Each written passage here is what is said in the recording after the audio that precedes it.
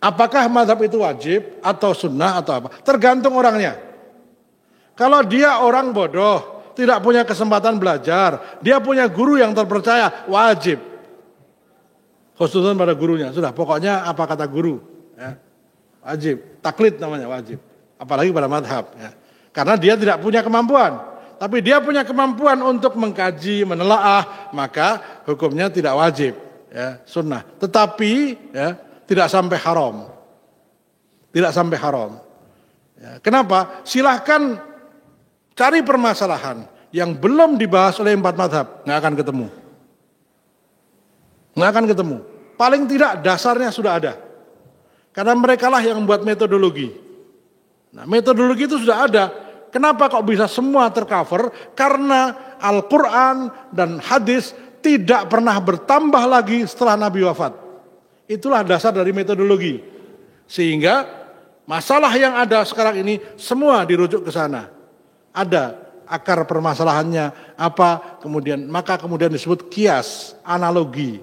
Kalau dulu pakai onta, hari ini ada pesawat. Ya. Maka apa hukum sholat naik pesawat? Apakah harus berdiri atau tidak? Nah dulu Nabi pernah sholat naik onta. Nah gitu.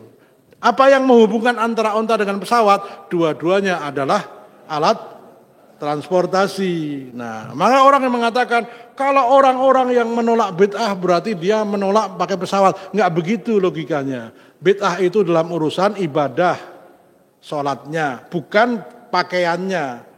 Sholatnya itu urusan ibadah, tapi pakaiannya aturannya apa? Menutup aurat. Ya sudah, mau pakai gamis, mau pakai peci, pakai blangkon, pakai sapu tangan diikat. Ada kan? Sering lihat ada orang yang pakai sapu tangan diikat supaya rambutnya enggak. Nah, terserah. Yang penting satu suci, dua menutup aurat. Adapun jenisnya terserah. Yang penting tidak dilarang. Laki-laki jangan pakai sutra. Sudah itu aja batasannya. Jadi sunnah itu ada mengandung hukum syariah, ada yang tidak mengandung hukum syariah. Contohnya, makan pakai tangan kanan, mengandung syariah enggak? Mengandung. Karena kalau pakai tangan kiri, haram. Makan pakai sendok, mengandung syariah enggak? Mengandung. Enggak, karena Nabi waktu itu makannya enggak pakai sop. Ya. Kurma, roti, kan enggak banyak kuahnya. Jadi pakai tangan langsung. Tapi kalau yang ada kuahnya, mungkin beliau akan mencari alat untuk supaya nyendok. Atau kalau enggak ya nanti di Uyuk. Gitu ya. Nah, jadi sunnah Nabi makan pakai tangan kanan. Tapi boleh memilih mau pakai sendok, mau pakai garpu, mau pakai apa, sumpit, terserah. Nah, karena ini sudah di luar urusan syariat. Kalian lebih tahu tentang urusan dunia kalian, ya, itu.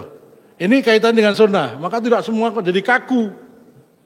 Pakaian, mau pakai batik, mau pakai wool, terserah. Yang penting tidak pakai sutra untuk laki-laki. Yang penting nutup aurat. Nah, gitu.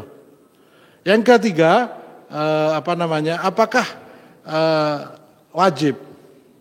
Beberapa ulama mewajibkan karena khawatir orang yang tidak punya kompetensi nanti akan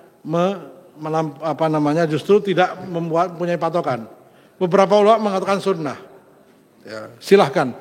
Maka dari sejak zaman dulu para ulama itu menyebut akhir namanya Muhammad Taqiyuddin Muhammad Ibnu Taimiyah Al-Hambali.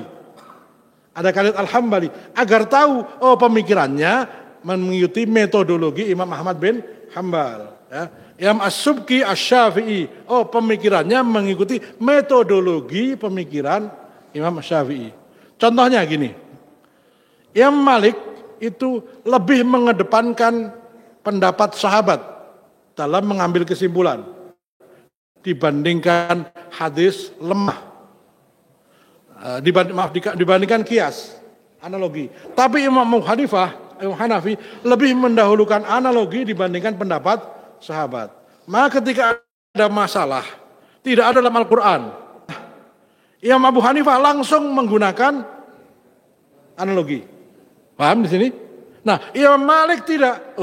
Ada nggak sahabat yang berpendapat begini? Ada, pakai pendapat itu. Nah, Jadi hasilnya beda kan? Yang satu tidak ada dalam Al-Quran, tidak ada dalam hadis, lalu menggunakan rasio. Yang satu tidak ada dalam Al-Quran, tidak ada dalam hadis, lalu nyari pendapat para ulama salaf. Hasilnya bisa berbeda. Akhirnya yang satu mengatakan nikah dengan surat tidak sah. Yang satu mengatakan nikah dengan surat sah. Terbukti hari ini, gambaran hari ini, jangankan surat ya, foto video aja bisa. Nah, jadi apa yang dulu aneh, hari ini sudah menjadi biasa. Ya. Contohnya gini, sholat di pesawat itu bagaimana, sah atau enggak? Nah, sah.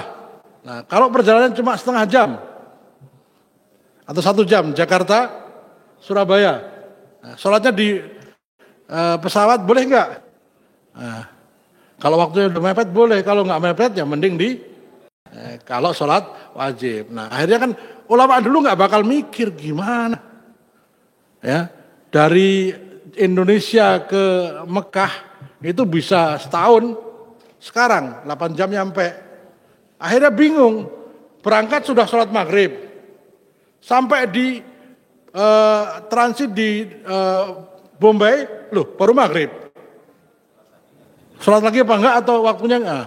Tapi pas balik itu berangkatnya subuh.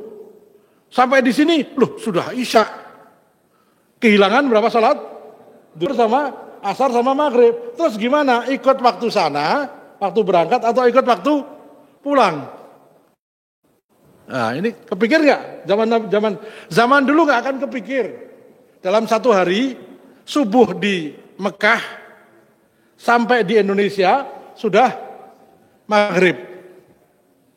Apa mungkin zaman ulama dulu terpikir? Enggak kan? Nah hari ini pakai apa? Nah pakai pendapatnya kemudian disesuaikan.